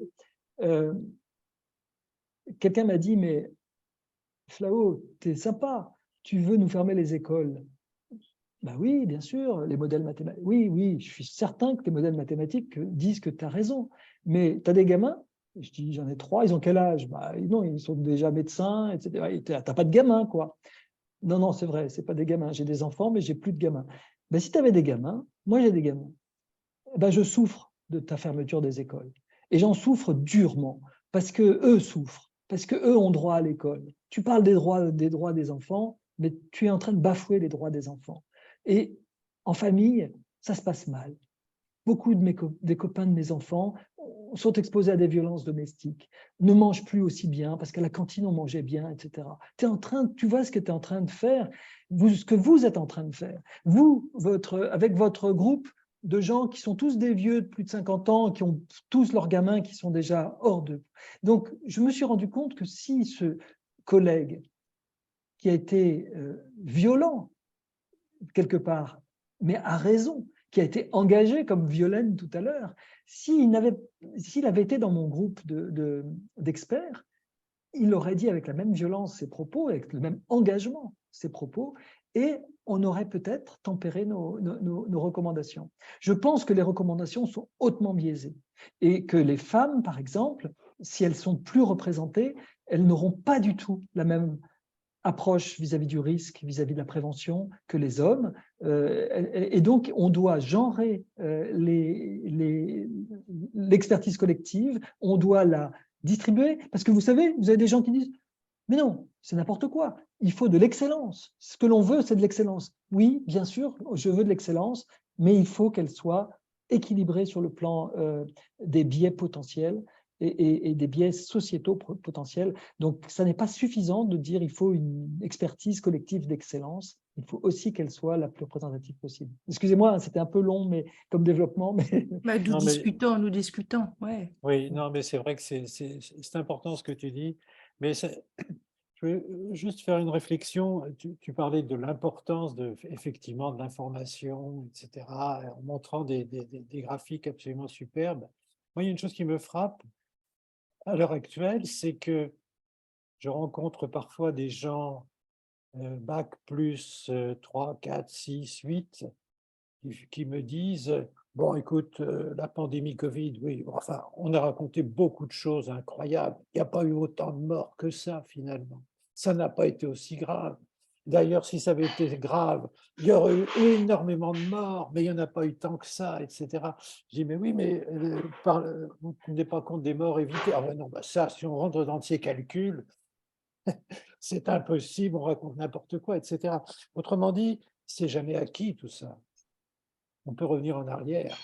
Oui, oui, alors c'est pas acquis, et puis après on peut, voilà. Mais ce qu'on peut dire quand même, c'est qu'il y a quand même un juge de paix assez intéressant, c'est la mortalité en excès. L'excès de mortalité, il s'affranchit de toute l'imputation de la cause de décès.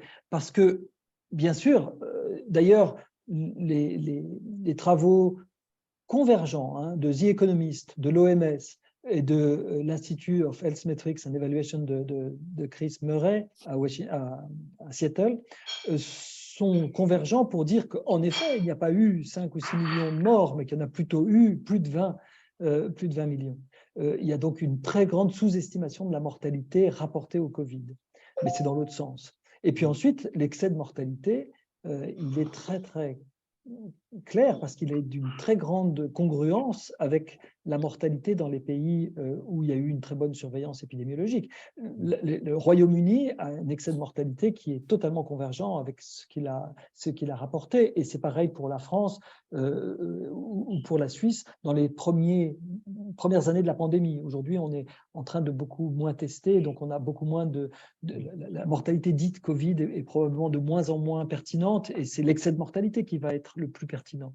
Mais je pense que malheureusement, tu as raison, il y a des personnes, y compris de niveau académique, qui parfois ont des raisonnements qui sont extrêmement impressionnants de dénégation. Et c'est là où je trouve que plus que la voix d'un expert contre un autre, c'est la voix de l'expertise collective qui me convainc le plus. Dans le chat, il y a une question. Antoine, je sais que le professeur Flau a fait une très bonne présentation, mais j'étais out pendant un bon moment. Je souhaiterais avoir particulièrement son idée sur le paludisme en Afrique subsaharienne avec le changement climatique. Je suis content que vous me posiez cette question. Je suis tellement content que vous me la posiez, particulièrement aujourd'hui, enfin cette semaine. Pourquoi je dis ça? C'est parce qu'il y a une énorme nouvelle sur le paludisme cette semaine. Vous l'avez peut-être entendu, c'est l'arrivée sur le marché, et je dis bien sur le marché, je ne suis pas en train de parler d'une nouvelle découverte scientifique, c'est l'arrivée sur le marché du R21 Matrix M, c'est le nom de ce vaccin apporté par l'université d'Oxford. Je crois que M. Komrazi, vous avez du bruit dans votre... Je ne sais pas si vous pouvez vous mettre en mute. Il y a du bruit derrière vous. Komrazi. Non, son micro. Ça y est, c'est bon. Voilà, oui. C'est bon. Non. Alors, oui, ce que je dis, donc, c'est que ce R21 Matrix M pourrait s'avérer un game changer dans le domaine du paludisme. Je vais essayer de répondre bien à la question, mais je commence par là parce que c'est la nouvelle de la semaine. Pourquoi de la semaine? Parce que lundi, le Nigeria, après le Ghana, l'ont homologué. Leurs agences, leur FDA locales, ont homologué ces vaccins qui ne sont toujours pas homologués par l'OMS pour une seule raison, c'est que le phase 3 n'est pas encore publié.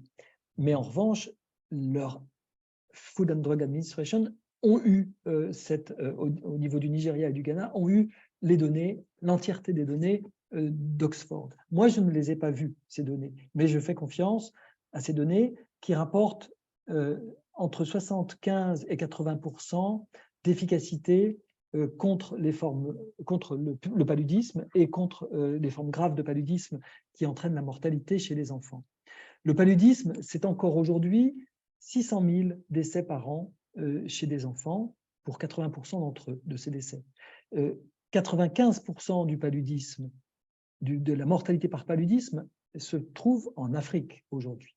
C'est donc l'Afrique qui est le continent qui souffre le plus du paludisme, avec des progrès magnifiques qui ont été enregistrés. Donc, il y a une sorte de contradiction sur mon topo sur le dérèglement climatique, car si je vous avais montré la courbe du paludisme, elle aurait dramatiquement chuté, enfin considérablement chuté depuis une trentaine d'années grâce aux efforts conjoints de, bien sûr, le Global Fund, l'OMS, mais aussi les fondations philanthropiques, la Bill & Melinda Gates en particulier. Ils ont considérablement permis la réduction, mais on voit depuis quelques années un plancher plutôt, que l'on n'arrive pas à crever. Et pour venir à bout, on espère que les vaccins vont finir le travail. Donc je dirais que j'ai un message de très grand optimisme et de voilà, très prometteur. Aujourd'hui, on a un autre vaccin qui existe, mais qui est beaucoup moins efficace. C'est le vaccin de GSK. Il est moins efficace. Il a 30%. Il est commercialisé depuis 2021, donc c'est récent.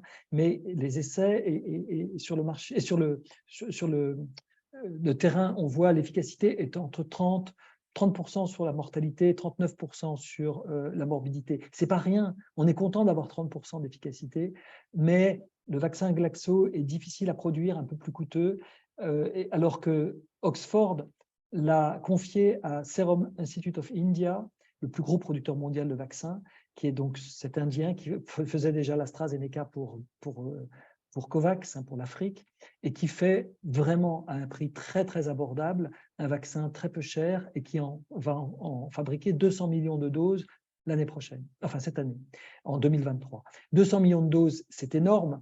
L'OMS chiffre à 25 millions le nombre d'enfants qu'il faut vacciner pour éliminer le problème du paludisme en Afrique. On a donc aujourd'hui la possibilité d'éliminer le problème du paludisme. Et il y a une chose qu'il faut dire aussi encore vis-à-vis du vaccin et des produits de santé en matière de paludisme. À la différence de beaucoup d'autres produits de santé, un vaccin contre le paludisme a des chances d'être plus efficace que dans les phases 3.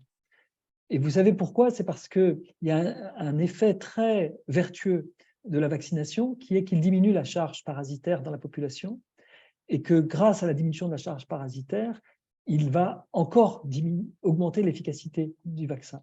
Alors que quand vous faites un essai de phase 3, il y a eu un effet de phase 3 qui a été fait sur 4800 enfants sur ce vaccin R21 de Oxford, mais avec 4800 enfants vaccinés, vous ne diminuez pas la charge parasitaire dans la population. Vous ne faites que avoir de l'efficacité directe du vaccin chez l'enfant.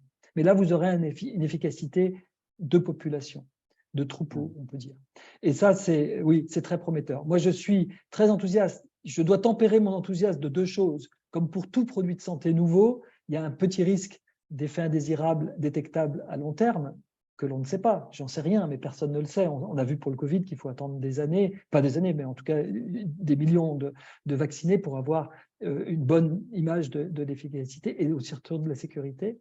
Et puis, je n'ai pas vu les chiffres, encore une fois, mais je fais grande confiance dans l'université d'Oxford, c'est l'Institut Jenner. Ça fait 30 ans qu'ils cherchent ce vaccin. Ils l'ont trouvé et il est très prometteur. Donc ça, voilà. Donc ce que je voulais dire, c'est que oui, ça va. C'est pas un topo à faire pour le dérèglement climatique. C'est plutôt lorsque la communauté scientifique internationale se ligue contre les effets du dérèglement climatique, car le dérèglement climatique favorise la prolifération et la pullulation du vecteur de l'anophèle. Vous savez qu'au Zimbabwe, il y avait des highlands où il y a Harare, la capitale, et où l'on vit en fait. On y vit parce que simplement l'anophèle n'a pas sa place dans ces endroits d'altitude. Eh bien, aujourd'hui, c'est quasiment peine perdue. Le réchauffement est tel dans cette partie d'Afrique que le moustique maintenant pullule à Harare comme ailleurs, comme dans les bas plateaux de la forêt tropicale du Zimbabwe. Donc, on peut se dire que le dérèglement climatique joue contre nous, qu'il faut gagner la partie avant même que le dérèglement puisse la gagner. On n'arrivera pas à éliminer et à éradiquer l'anophèle de la planète, mais peut-être le paludisme, oui. Merci. Écoute, Antoine, si tu permets, avec Yves, on pourrait revenir vers toi dans les prochains jours pour faire une interview de 5 minutes à peu près pour reprendre ce que tu viens de dire, parce qu'on est incapable de couper une tranche de l'enregistrement d'aujourd'hui. On ne sait pas faire ça. C'est faisable, mais nous, on ne sait pas le faire. De manière à ce que tu nous résumes cela en 5 minutes maximum pour notre prochain bulletin. Je crois que ce serait intéressant parce que, si j'ai bien compris, il n'y a pas une référence à citer qui dit que, voilà, aujourd'hui, ça a changé. Il y a un ensemble de données que tu viens de nous présenter. C'est tout à fait intéressant. Je suis à ta disposition, bien sûr. Merci. Est-ce que je peux, Étienne, juste simplement attirer ton attention parce que je vois que William a levé timidement la main, mais je crois qu'il a voulu poser une question. Je ne le vois pas. Ah oui, il a levé la main. Oui, il a pas. C'est pas la main jaune, c'est sa main. Oui. William, on vous écoute.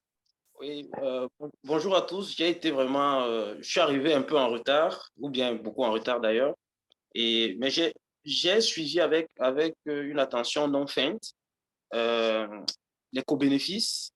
Donc je suis arrivé au moment où on parlait des co-bénéfices et j'ai été vraiment, j'ai été content parce que on a une communication bientôt qui va parler des effets vertueux.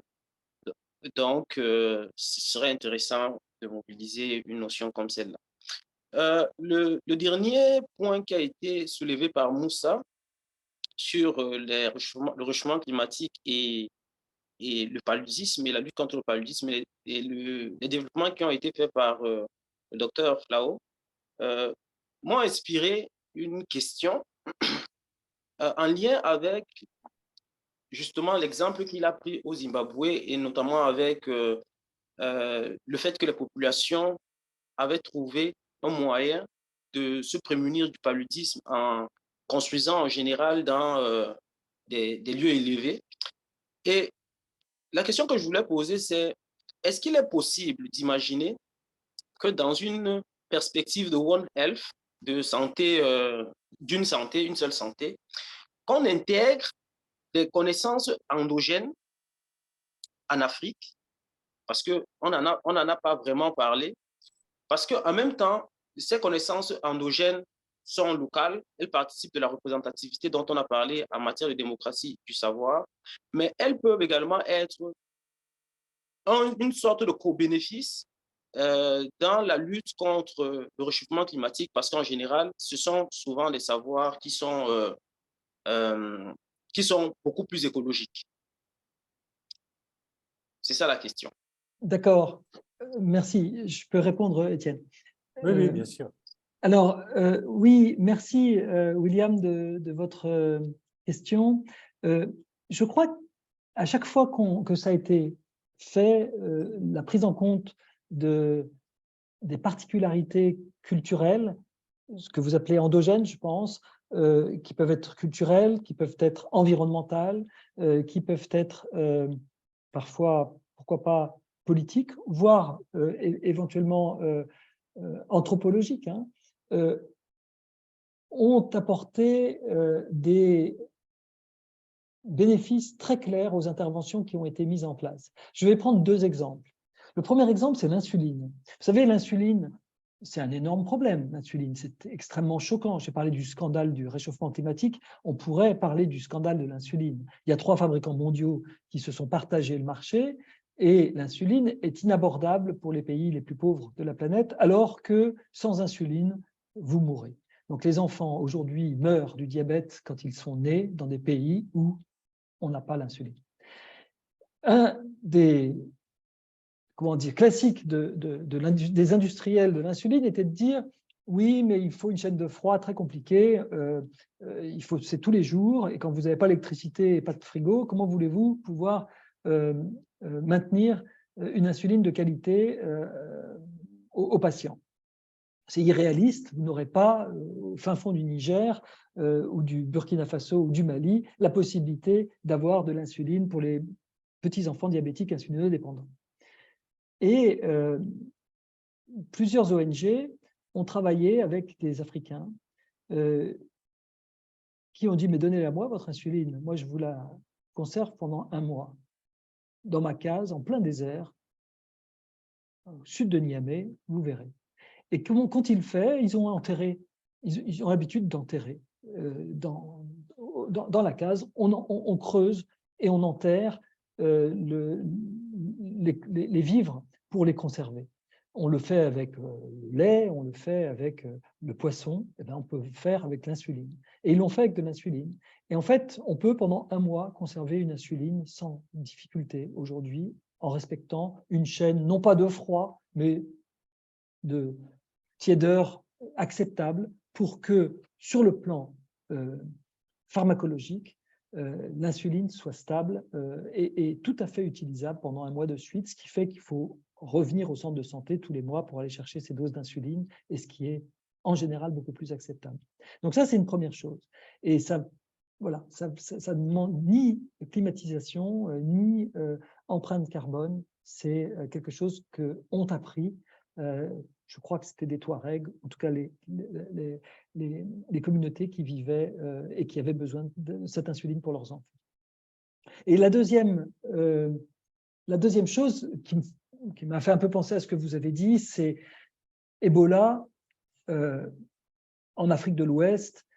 Et vous savez, ces premières interventions musclées qui nécessitaient pratiquement d'avoir des forces armées autour des missions vaccinatrices, parce que plusieurs équipes de vaccins se sont fait agresser par les populations locales qui les ont tuées pour pas qu'elles vaccinent leur population et qu'elles s'occupent de Ebola. La raison était essentiellement que les équipes occidentales n'avaient pas pris conscience que les morts en Afrique, dans beaucoup de cultures africaines, devaient être honorés. En particulier, il fallait les toucher pour pouvoir véritablement ne pas avoir affaire avec les esprits des morts qui reviennent par la suite.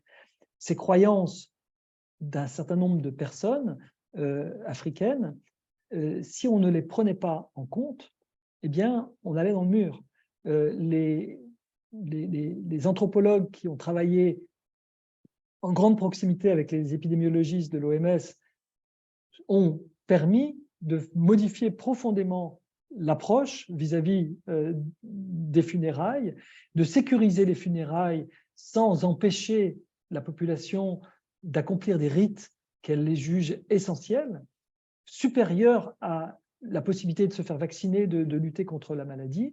Je préfère pouvoir de toute façon toucher mes morts, mais mettez-moi des gants si vous voulez, ce n'est pas un problème. On ne m'a jamais dit qu'il ne fallait pas mettre de gants ou qu'il ne fallait pas mettre de masques et de combinaisons permettant de ne pas risquer d'être contaminé. On pouvait donc organiser des funérailles très sécurisées, dans des bonnes conditions, qui permettent de voir arriver ces équipes occidentales, d'ailleurs en général acculturées par des personnes des pays hôtes pour venir à bout de cette épidémie. Donc, si vous voulez, je pense qu'il y a beaucoup d'exemples qui peuvent montrer qu'à chaque fois qu'on tient compte beaucoup mieux des spécificités culturelles, et on l'a vu en Europe, on a des différences énormes de réactions, de comportements vis-à-vis du vaccin, etc., entre des différentes communautés. Les anti-vax bourgeois bien éduqués de la région de Genève n'ont pas grand-chose à voir avec ceux des quartiers nord de Marseille ou du 9-3 ou de Guyane de France. Les antivax aussi anthroposophes des États-Unis n'ont pas grand-chose à voir avec les Noirs américains qui sont antivax parce qu'ils sont souvent anti-système en place, anti-blanc, anti-discrimination sur la police, la justice et la santé, et qu'ils ont refusé le vaccin venant des conseils des hommes blancs de plus de 50 ans. Donc, vous voyez, je pense qu'il y a la prise en compte des spécificités culturelles, politiques, sociales est extrêmement importante. J'en suis profondément convaincu. C'est parfois aussi, je parlais de médecins qui se sont fait massacrer. Je pense aux médecins guinéens, j'en connais 3 qui se sont fait massacrer pendant l'épidémie d'Ebola, des médecins guinéens pure souche, je dirais. Ouais. Donc, les problèmes culturels, c'est comme tu viens de le dire, c'est aussi interculturel, c'est pas simplement nord-sud ou etc. Oui, c'est plus compliqué que cela encore. Ouais. Oui, tout à fait. Bien, eh bien, écoute, je crois que ça a duré longtemps, mais parce qu'il y avait tant de questions, des débats tout à fait intéressants. Alors, je voudrais simplement signaler les 2 prochaines conférences. La prochaine, c'est jeudi 27 avril, jeudi prochain. Jean-Philippe Chipot, qui est directeur de recherche émérite de l'Institut de recherche pour le développement. Certainement, Antoine, tu le connais. Oui. Il va nous faire un exposé sur la pratique des essais cliniques en Afrique. Ça revient un petit peu, on reste un petit peu dans la même thématique. Il a écrit un excellent livre sur précisément la pratique des essais cliniques en Afrique, qui est à disposition en libre accès sur Internet. Et puis, la conférence suivante, ce sera le jeudi 11 mai, c'est Hervé Maisonneuve, que nous connaissons bien aussi, qui nous fera une conférence sur l'intégrité scientifique en recherche. Et enfin, la dernière annonce, c'est le jeudi 25 mai, Michel Bergeron, consultant en éthique et en conduite responsable en recherche, qui est éthicien à l'Université de Montréal, qui nous fera une conférence sur l'éthique, une délibération en contexte.